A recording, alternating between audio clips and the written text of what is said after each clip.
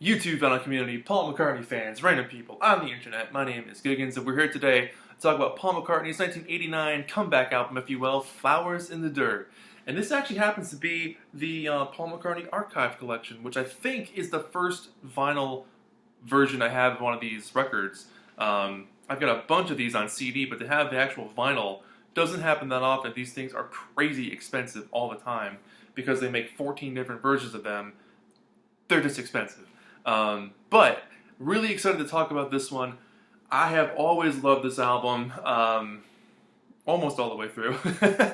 This, for Paul, came during a time where he was definitely losing a little bit of commercial footing. You know, I hate to say it started with, like, Give My Regards to Broad Street, because a lot of people kind of put that thing down.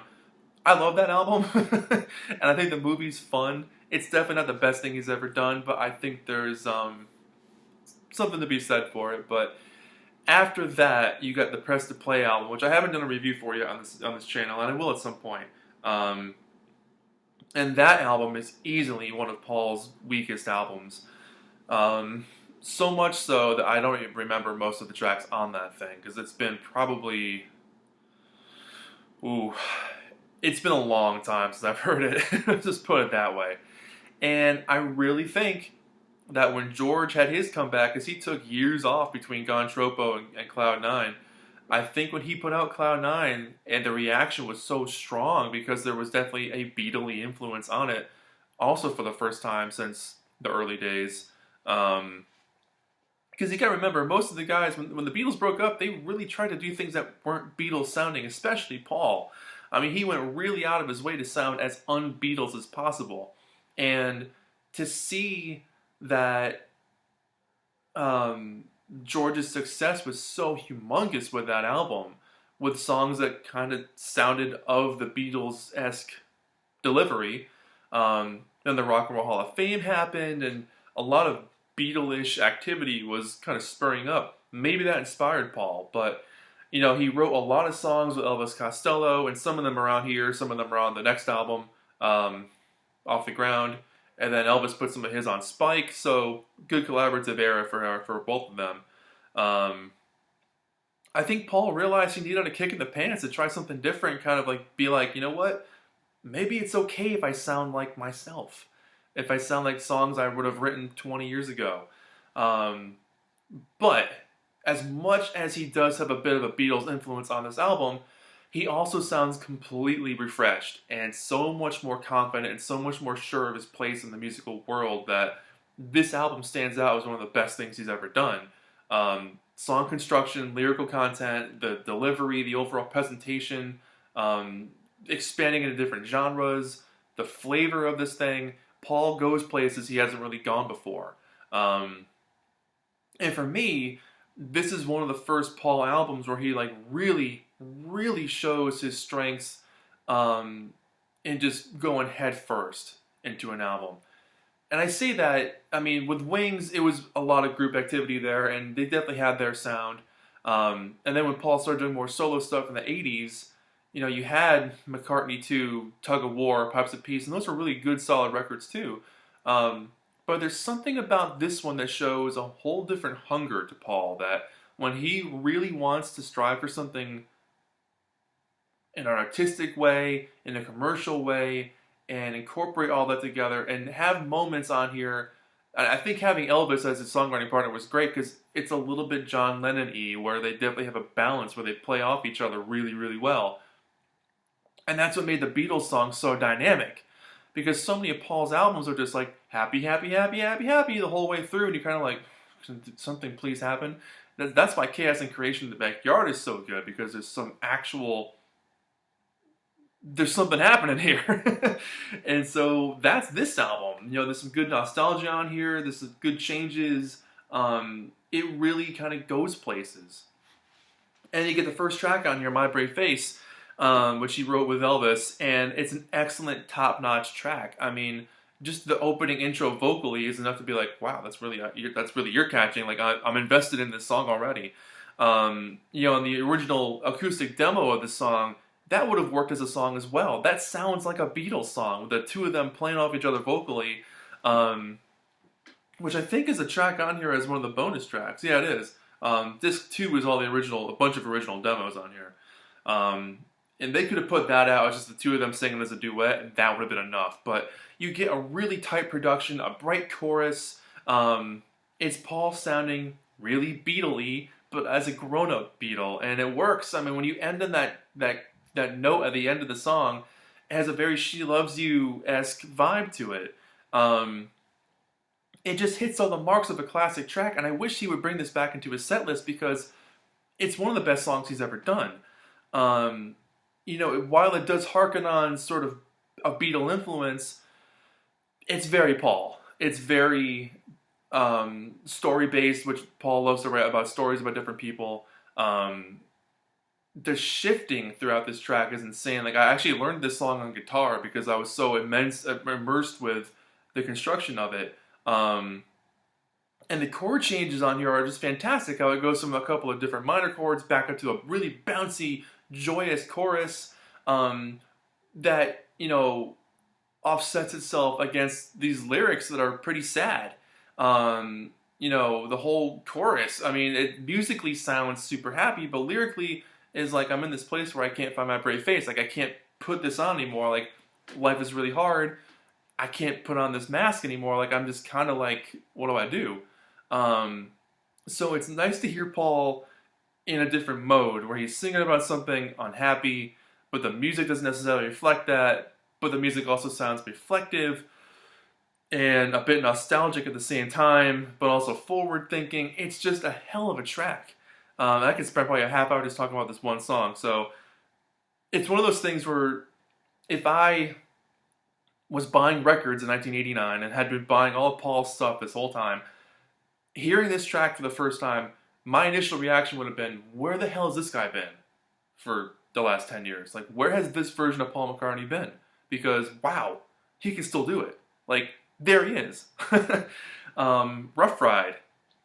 The second track on this one, I love the drums on this one. Really cool, funky guitar. The use of open space on this one is fantastic. Good atmosphere on this track. Nice reverb-laden vocals. Paul sounds super confident. The horn section is classic Wings to me, which I think is really fun.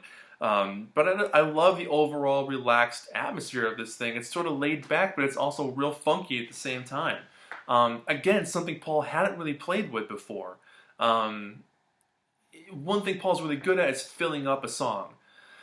Every moment has something special going on, and so for a song to have time to breathe or catch its breath and not have Paul all over it and just kind of let it grow is fantastic. And so that really stands out as a very interesting song, and lyrically I think is one of the most interesting things he's written too. And then you get You Want Her Too, which is one of my favorite tracks on this album. It's Elvis and Paul doing a duet together, which is like classic Beatles to me, in that it's such an up and down where Elvis plays, the more acerbic, bitter kind of guy with a, chip on his shoulder and a bit of a humor to it, whereas Paul's trying to stay optimistic throughout this whole thing, and they're just kind of fighting over a girl. And it's a classic track. I mean, it's such a unique, interesting song. And the shifts on this one, too, musically are just outstanding. I mean, there's a lot going on. It changes so often and so seamlessly that it's almost like 14 different songs smashed into one. Construction-wise, again, where has this guy been? Like, this is a really fascinating song. The harpsichord almost sounds like a bit of a carnival ride. It's a total earworm, and the chorus, the bridge is fantastic. It's a playful song, it's a catchy song, and it's one that stands out so well. And it's nice to hear Paul do a duet with somebody else, because a lot of his songs are pretty much just him solo. So to hear him have a slightly new guy on here, I mean, Elvis had been around for about 10 years at this point, or 15. He had established himself for sure, but to have him on here is also fantastic. It reminds me of the Traveling Wilburys, where the whole group got together with slightly younger guys with the old crowd. Maybe that was a reflection too, but yeah, hell of a song. Distractions. This is such a creative song for me musically. I love the dramatic strings on this one, the woodwinds. This, for me, fits on Band on the Run, hands down, no problem. Paul's gentle vocal delivery is great. And the chorus is really calm, loving, thoughtful. It's a song about just getting away from it all. What's wrong with that? I'd like to know, because here I go again. We Got Married. This is an interesting track for sure, and one that I really, really love on the Tripping the Live Fantastic live album. That version for my might actually be my favorite version of the song because they really allow it to rock more. But it's such a unique track again, where the atmosphere building on this thing is fantastic. It almost sounds like it came out of a dream. The chugging rhythm that establishes throughout this thing, and the vocal melody, and the lyrical content about looking back and about the end of the Beatles, about how they, him and Linda got married. Life was difficult. Like they had so many happy moments during so many hard times, and just reflecting on that, because at this point they've been married for 20 years. They've known each other for longer than that. But the song is such a build-up. I mean, it takes on more shifts than you can think of, and by the end becomes this rocking thing. And the repeated refrain at the end is great. I love it. I forget how it goes. The working machine doesn't work out if you don't work at it. Like, it's mature. It's aware.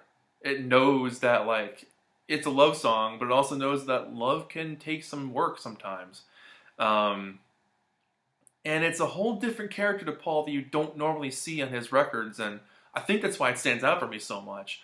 But it just sounds so confident. It sounds like, musically, if there were no lyrics on this thing, it instantly sounds like someone who's gone through a life and wants to continue pushing forward, knowing what it's going to take.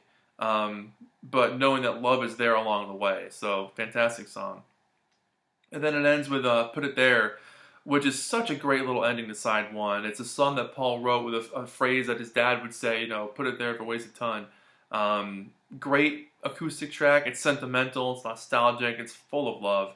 And it's full of memories. It just sounds cool to hear Paul sing about something so intimate.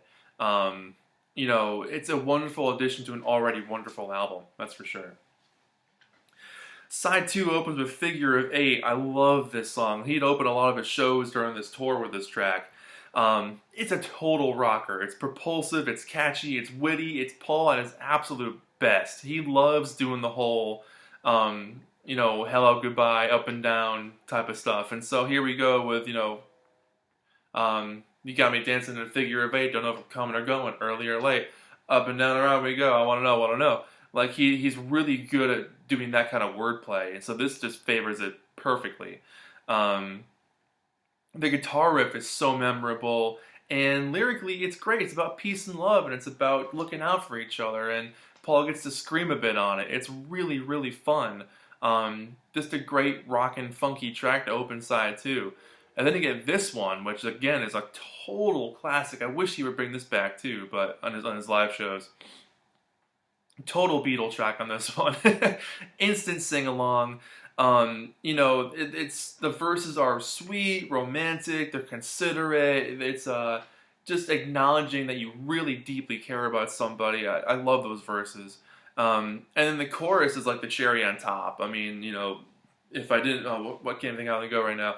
If I never did it, realize a better moment that didn't come. There never could be a better moment than this one. Like, it's so romantic in the sense that, like, no matter how long you could have loved somebody, there might always be a time where you're like, you know what? I feel like I'm never going to say it properly enough to you how much I care about you. And that's what this song reminds me of. The layering on this track is great. It's a total pop song. The jammy outro is fun, where the drums are a little bit more heavy and there's kind of screaming over at the end. Excellent track. I absolutely adore this one. Then you get Don't Be Careless Love, which I've always liked this one too. The acapella intro is great. It's so well orchestrated and conducted. Almost sounds like you're going to church a bit, which I think is pretty cool. But then it jumps right into this interesting lead vocal of Paul just ripping through it. And the distinction and the correlation between the minor and major chords playing off each other really gives this balance of, well, maybe not balance, but it gives you this idea of, like, figuring out what's wrong or what's right with your decisions. And just, looking out for yourself. But yeah, I love the verses and choruses are like two different songs kind of smashed together, because the choruses are a bit more, I don't want to say bright because there's definitely some minor chords in there as well, but it definitely takes on a different shape. Then you get That Day Is Done, and again, another song with excellent use of open elements in the sense of its atmosphere, having some room to breathe. But it's got some good punch to it. It's kind of a slow burner of a song, and the name of the song, the name of the album is on this track, so I think it's pretty cool. The last two songs on here for me have always been my least favorite, and you know, some people really love these two, but for me, they've never really catched my attention. So How Many People is a bit of a reggae feel here, which is cool because the horn section on this one I think is fantastic. It reminds me a little bit of Billy Joel's River of Dreams, so I'm wondering if Billy Joel heard this song and kind of was influenced to write that one. Not my favorite on here in the sense that it just kind of goes on and on. It's a bit long of a track. And then Motor of Love, again, not one of my favorites. I get it. Like, I can see the appeal to it. It's definitely got that classic big 80s closer ballad feel. And I dig some of the words, but like, overall, the song has never grabbed my attention. I usually skip it, or I just turn the CD off or something by that point. It's not one of my favorites. And then the bonus tracks on here, I didn't go through them individually because we'd be here forever, but the original version of Playboy to a Man, My Brave Face, 20 Fine Fingers, The Lovers That Never Were, like there's some really, really great tracks on here with just Paul and Elvis doing their thing together, which I think is a lot of fun. And the inside is a gatefold, nice shiny heavy construction cardboard to this, so the packaging on this thing is fantastic. Now let me show you the inside here. You get a little booklet too. Let me open that up for you. I don't own an original of this on vinyl, so I have no idea if this came with it originally or not. But just a couple of pages that fold out as a little poster, so you get the lyrics and a couple of nice pictures. This is a bit flimsy, so I'm trying to be more careful with it, but good picture of everybody in the studio there. And the records themselves come in these nice heavy-duty sleeves, and they recreated the cover on the label.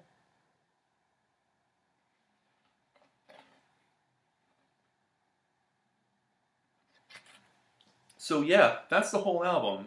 And like I said, this is the archive edition, so there's a lot of bonus tracks on here that I'm not going to go into in detail for right now. But overall, for me, this is easily a 9 out of 10. I love this album. I love almost every single song in it, besides the last two. Yeah, I think Playboy to a Man would have been a cool addition to this thing, but hey, it is what it is. Paul McCartney, Flowers in the Dirt, shut up, as Paul would have said. It's the Beatles' Bloody White Album. It's sold, shut up. Yeah, I love this thing, so I'm going to go with a 9 out of 10 for Paul here. So, thank you so much for watching. My name is Giggens. This has been Paul McCartney's Flowers in the Dirt, released in 1989, and I'll see you guys in the next video. Bye-bye.